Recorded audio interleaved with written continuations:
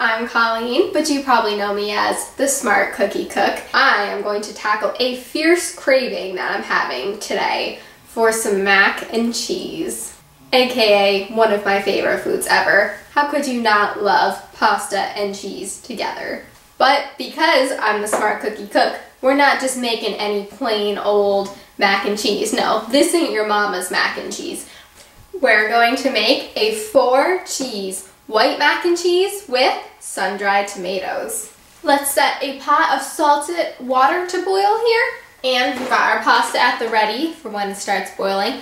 I'm using cavatappi, but you can use whatever pasta shape pleases you. Now in the meantime, we can start our sauce. So let's get a couple tablespoons of butter into our pan. We're gonna build a roux.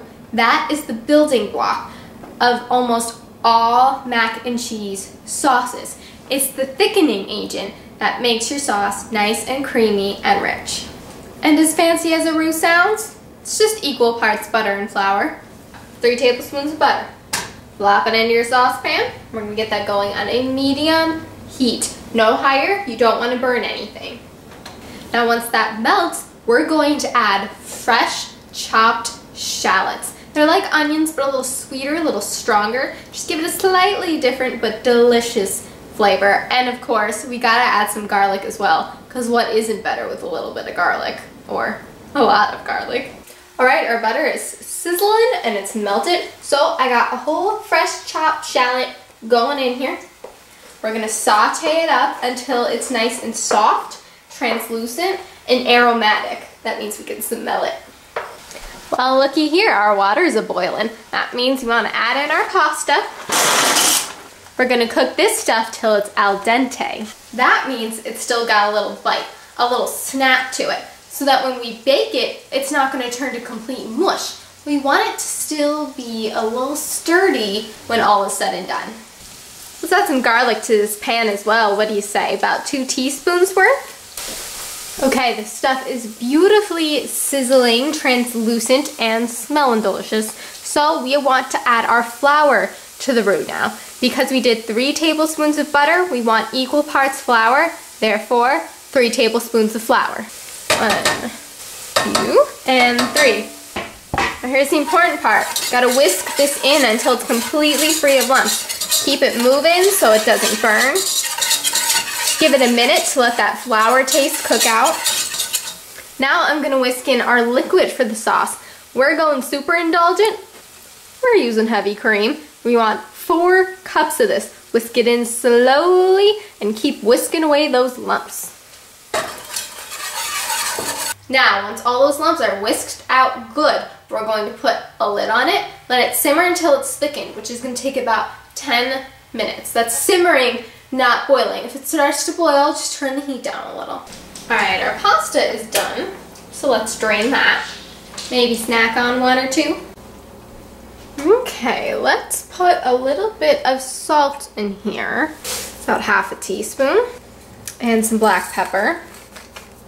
So what I'm gonna do now, my favorite part, is whisk in our cheeses. I have a blend of parmesan, romano, asiago, and mozzarella. This is one seriously delicious mix. And whisk away, my friends. We gotta add that glorious cheese sauce to our pasta. And of course, we still need one of our most important ingredients, the sun-dried tomatoes.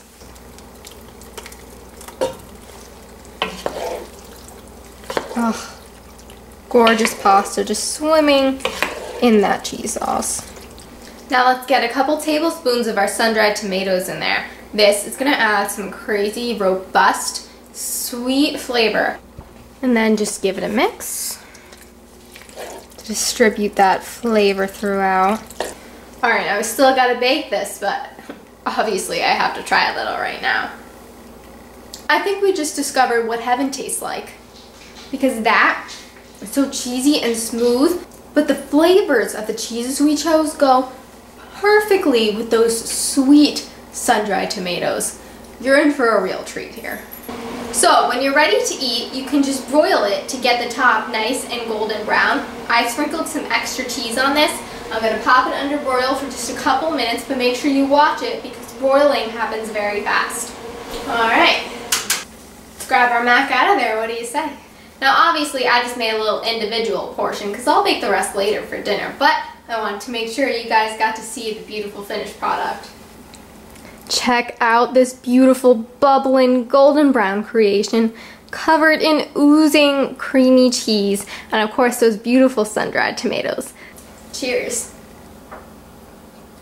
I just can't even tell you how good that is. So when that same old played out blue box of mac and cheese just doesn't do it for you anymore, just ask yourself this: what would the smart cookie cook?